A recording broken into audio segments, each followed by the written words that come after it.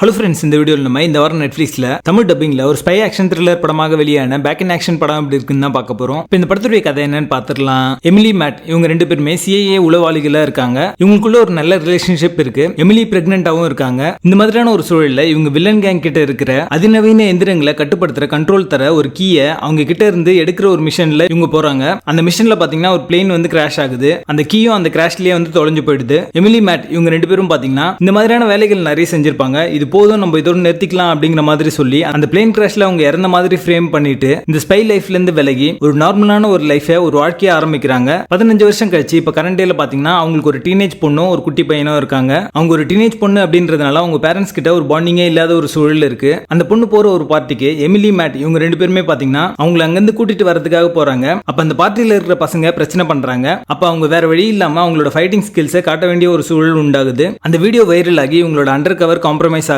நான் ஆரம்பத்துல சொன்னல ஒரு கீ, அந்த கீ வந்து இவங்க கிட்ட தான் இருக்கு அப்படின்றத வில்லன் கேங் நம்புறாங்க. அதனால இவங்க நெருங்கி வந்துட்டு இருக்காங்க. எமிலி மேட் இவங்க ரெண்டு பேருமே பாத்தீங்கன்னா வில்லன் கேங்கை எப்படி சமாளிச்சாங்க, இதுக்கப்புறம் இந்த ஸ்டோரியில் நடந்த ட்விஸ்ட் அண்ட் டர்ன்ஸ் என்ன, இவங்களுடைய டீனேஜ் பொண்ணுக்கும் இவங்களுக்கும் ஒரு பாண்டிங் கிரியேட் ஆச்சா அப்படின்றத இந்த படத்துடைய கதையே. படத்துல ஒரு ஆக்ஷன் சீக்வன்ஸ் எல்லாமே டாப் நாச்சா என்டர்டெய்னிங்கா இருந்தது பார்க்கிறதுக்கு. அதுதான் இந்த படத்துடைய இன்ட்ரெஸ்டிங் ஃபேக்டர் அப்படின்னு சொல்லலாம். பிளேன் கிராஷ் சீனா இருக்கட்டும், petrol bunk scene, hand to hand combat sequences, கிளைமேக்ஸ்ல வர அந்த சேசிங் சீக்வன்ஸ் எல்லாமே ஒரு விஷுவல் ட்ரீட்டா இருந்தது அப்படின்னு சொல்லலாம். பெருசா ஸ்டோரி பத்திலாம் கவலைப்படாம ஆக்ஷன் சீக்வன்ஸ் மட்டுமே வச்சாலுமே இது வந்து ஆக்ஷன் ஆடியன்ஸை சாட்டிஸ்ஃபை பண்ற ஒரு படமா தான் வந்திருக்கு. லீட் பேரும் அந்த ரெண்டு பசங்களும் நடிச்ச ரெண்டு பேருமே பாத்தீங்கன்னா ரொம்ப நாளாவே நடிச்சிருந்தாங்க. மதர் டாட்டர் அந்த பாண்டிங் சீக்வன்ஸ் எல்லாமே ரொம்ப நாளாவே ஒர்க் அவுட் ஆச்சு. ரொம்ப நாள் கழிச்சு கேமரூன் டியாஸ் ஆன் ஸ்கிரீன்ல பார்க்கிறதுக்கு ரொம்ப நல்லா இருந்தது அப்படின்னே சொல்லலாம். ட்விஸ்ட் அண்ட் டர்ன்ஸ் அங்கங்க ரொம்ப நாளாவே ஒர்க் அவுட் ஆச்சு. படத்துல இருக்கிற கேரக்டர்ஸ் பெருசா எனக்கு கனெக்ட் ஆகல. நிறைய சீக்வன்ஸ் பாத்தீங்கன்னா பிரெடிக்டபிளா இருக்கும். படத்துடைய ஃபர்ஸ்ட் ஆக்ட்ல மென்டோஸ் கார்ல வைக்கிற மாதிரி ஒரு சீக்வன்ஸ் இருக்கும். அது வைக்கும் போதே தெரியும் அது வந்து அப்புறம் யூஸ் பண்ண போறாங்க அப்படின்றது. ஒரு ஆக்ஷன் சீக்வன்ஸ்ல பாத்தீங்கன்னா அது கோகோட வச்சு வந்து யூஸ் பண்ணுவாங்க. அந்த மாதிரியான நிறைய சீக்வன்சஸ் பிரெடிக்டபிளா இந்த படத்துல இருக்கு. செகண்ட் ஆக்ட்ல அந்த டயலாக் ஓரியன்டட் போர்ஷன் எல்லாமே ரொம்ப டிராகிங்கா இருக்கு. ஸ்டோரி ஸ்கிரீன் பிளே எல்லாத்துலயும் பாத்தீங்கன்னா புதுசா எந்த ஒரு எலிமெண்ட்டுமே இருக்காது.